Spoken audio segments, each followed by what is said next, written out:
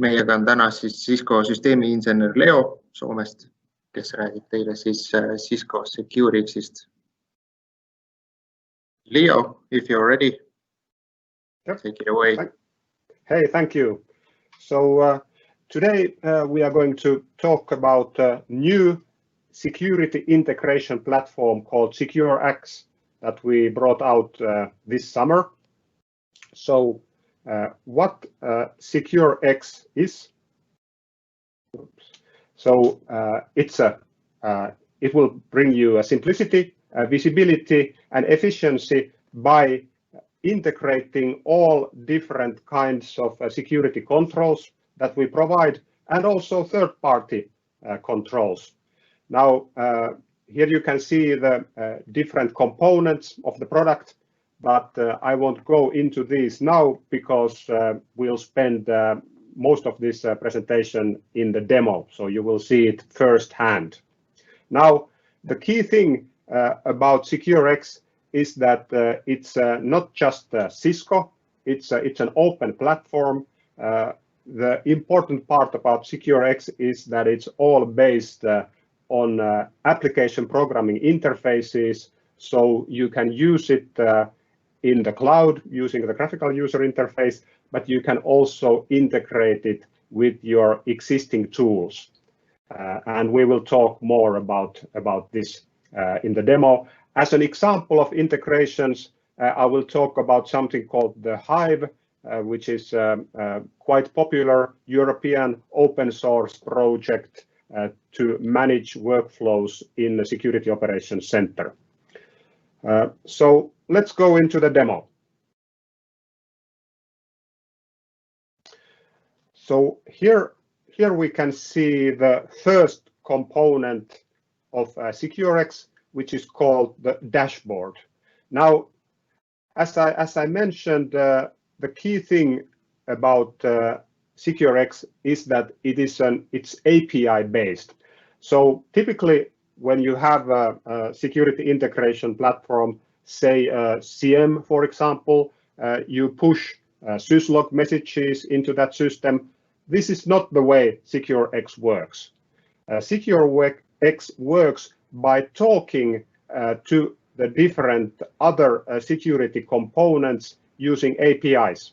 So for example, here, the first security control we have here is an endpoint protection software, which provides visibility and control to what's happening in endpoints, be it Windows workstations, Macs, or mobile phones.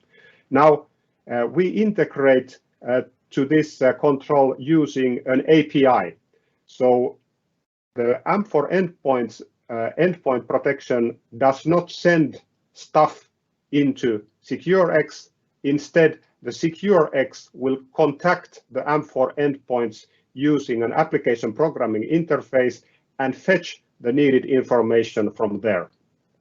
Now, how do you do these integrations? Well, the great thing is that we have all made these integrations for you. And if you want to see how they are done, well, you just go to the YouTube, which is the repository of human knowledge on the planet. And there you search for SecureX and McNamara. So McNamara is a lady, my colleague in the US, who has done videos about all different kinds of integrations.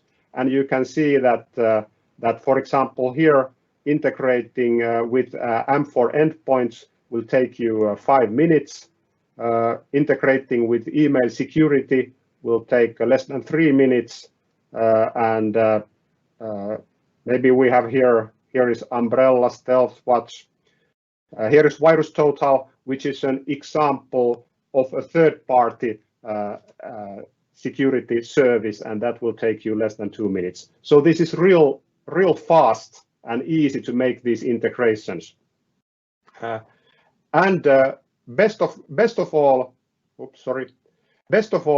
is that all these integrations are managed by Cisco. So once they are done, we make sure that they work. You don't have to, if there is some change in some system, like you have probably seen that when you upgrade software in a firewall, the syslog messages change, and then you need to do all kinds of stuff to be able to parse those messages again, etc., etc. No, Cisco will manage these integrations, and there is a whole plethora of integrations. And as this is a cloud-based service, which is evergreen and all the time developing, new integrations come here every month.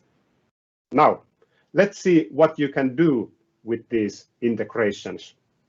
So the first component, as we talked, is the dashboard, and this gives you visibility into what's happening in your environment.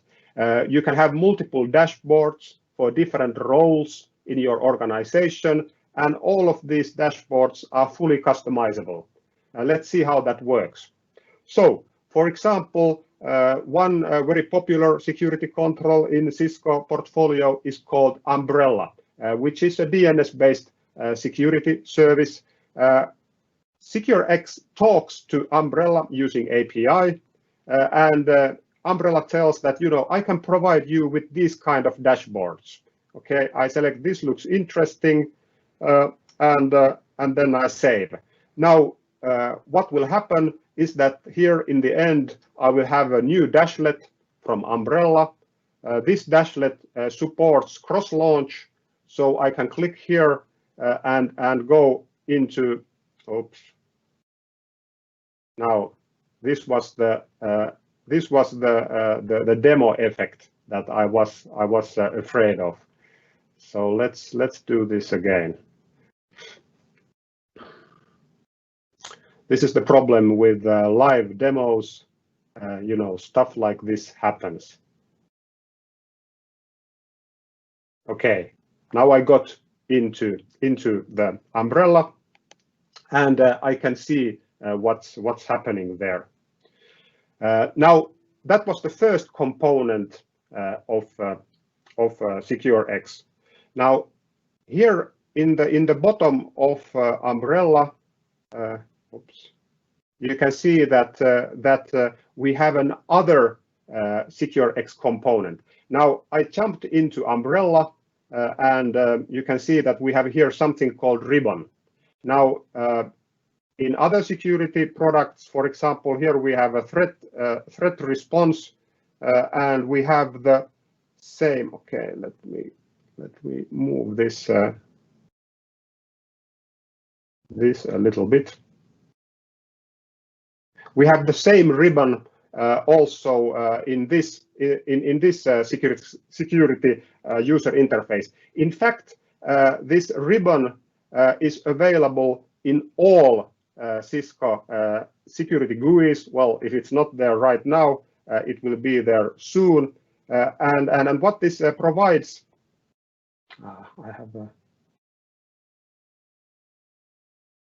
what this provides is a single view to workflows.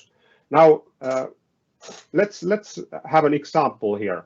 So, for example, in some security product, we get an alert that somebody is going to a bad place in internet, and this place is internetbadguys.com, which is you know, you can even see from the name that it's a really bad place. Now you click here, and then you can add this to a case. Now I have here already a case open. I could have another case, and here it is. Now I have a case open where I am investigating, you know, what's up with these things. I can give this case to some other person, or I can do it myself. And in the end, when I'm happy, I can close this case. Now, if you compare this to the normal workflow, where if you have something you want to look, you send a chat or you send an email to your colleague who can look into that. You know, nobody is following what's happening with that. You know, you get this with the SecureX for free. Now, I mentioned the Hive. which is a popular way of managing workflows in the security operating center. The great thing is that this functionality, this casebook, is available as an application programming interface. And we have an integration with the Hive. So when you create these casebooks, they are automatically also visible in the Hive, so that if you are used to working in the Hive and that's how your processes work, you get this into that same workflow without a problem. Now, if we want to investigate, what's happening here, then we go into the third component of SecureX, which is called threat response. And investigating this in threat response is quite easy. You just click a button, investigate in threat response, and off we go. Now, what threat response is? It's a one web page where you give something for the system to investigate. In this case, we have a URL, we have a domain. It could be a syslog message. It could be email address. It could be IP address. Well, it could be pretty much anything.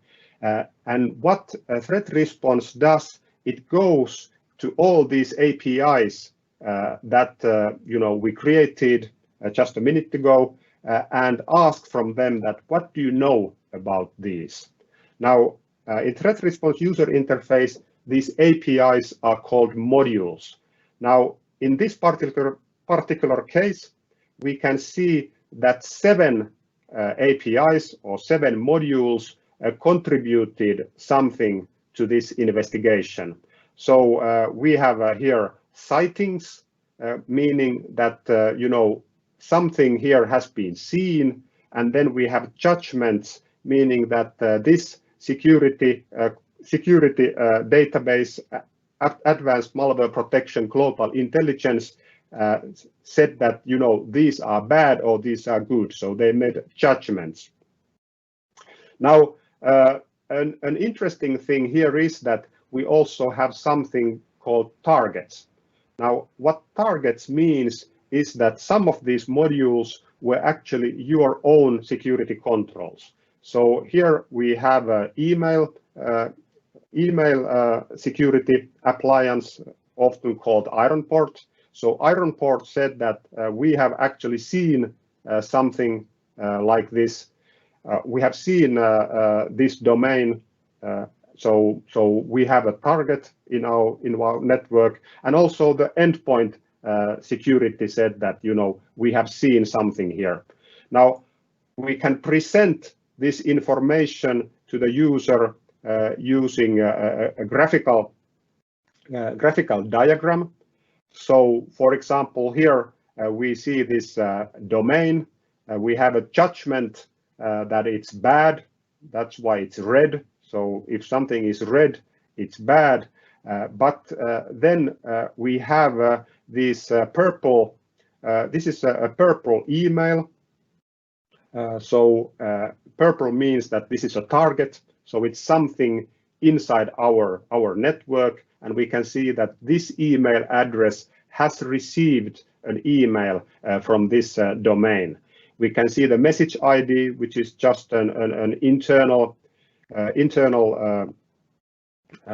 number for the email security appliance. And we can even see some metadata related to here. So, for example, we can see that HR admin at Internet Bad Guys was the sender address who sent this email, and we can even see that here is the subject which is related to this email. So you can see that there is a mid-year bonus is here. So yeah, you get a lot of information within this single web page to investigate that what has happened. But threat response is not just visibility. You can also take action from this same user interface. So for example, here we can take a machine and isolate it, meaning that a single machine can no longer contact to anywhere else than, well, the management systems can reach it, but it is not able to exfiltrate data from your company, or the bad guys are not able to remotely use that machine anymore. They are not able to do lateral movement, etc. We can also, for example, here we have a URL, so we can block a URL using umbrella. We can take a URL and send it for further analysis into our sandbox system.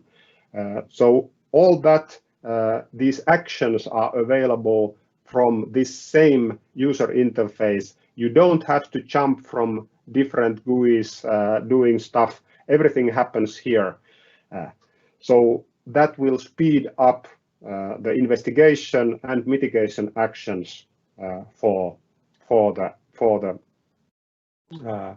incident. And as I said, everything here is available from an API. So if you would like to do all this from the Hive, as an example, that is available. In fact, we have written analyzers for the Hive so that you can do this threat response analysis directly from that user interface and get the report back into the Hive, as an example. Okay. Now, here regarding these actions, threat response can take actions by talking to the application programming interfaces that we have created using the instructions by Catherine McNamara. But very often it's necessary to do a little bit more complex workflow where you don't have an API that can automatically do that. So for example, here we have that let's isolate a host with an approval. Now there are two steps. We need to get an approval from somebody, and then we can isolate. There is no single API call to do that. And for these kind of more complex workflows, we have the fourth component here, which is called orchestrator. So let me show you what the orchestrator can do.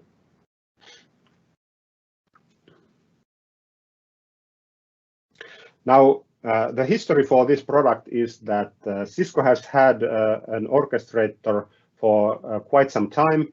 It's called Action Orchestrator.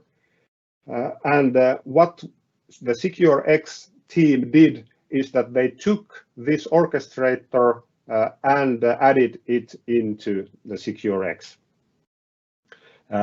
So it's a field-proven orchestrator which has been used in data centers for a long time already. Now, how does it work?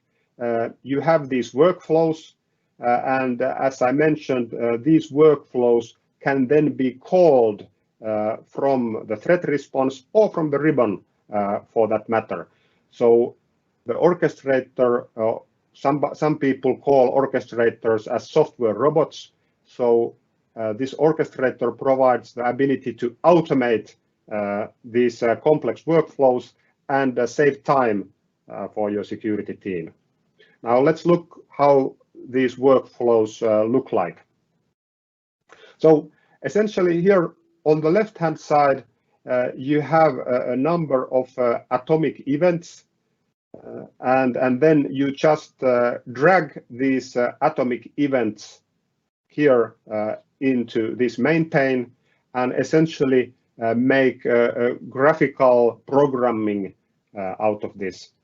So for each box, you can define different kind of variables. So this is a kind of graphical programming. The workflows goes through the flow, and then you could do different kind of things. For example, here we execute a Linux command in some system. Maybe we send a RESTful API request to some place or do something like that. Now I have shown you that these workflows can be triggered from the graphical user interface. Obviously, you can also trigger them using an API, and you can even have automatic triggers. So if something happens, then you automatically run this workflow. So there it is. I went through the components of SecureX. So we have the dashboard, we have the ribbon, we have the threat response, and we have the orchestrator. Now, the great thing about SecureX is that if you have a Cisco security product, be it M4 endpoints, be it StealthWatch, be it IronPort, be it you get this all for free. So it's a free byproduct to Cisco security. With the SecureX, you get all these different security products plus third-party services working together to speed up incident response and save the valuable time of your security analysts. So with that, I think the demo is ended, but I understand that we don't have questions at this point. Yes, you are correct. At this point, we have no questions. We hope to get them later on, maybe start the conversation with our partners. So I want to thank you, Leo, for doing this on such a short notice and through all these troubles. Okay. Hey, thank you. And any questions? Just contact me directly, leo.lähteenmäki@cisco.com, or through Lauri, or through also. Yeah, or through also, or yes. Absolutely. Yeah, thank you. Thank you.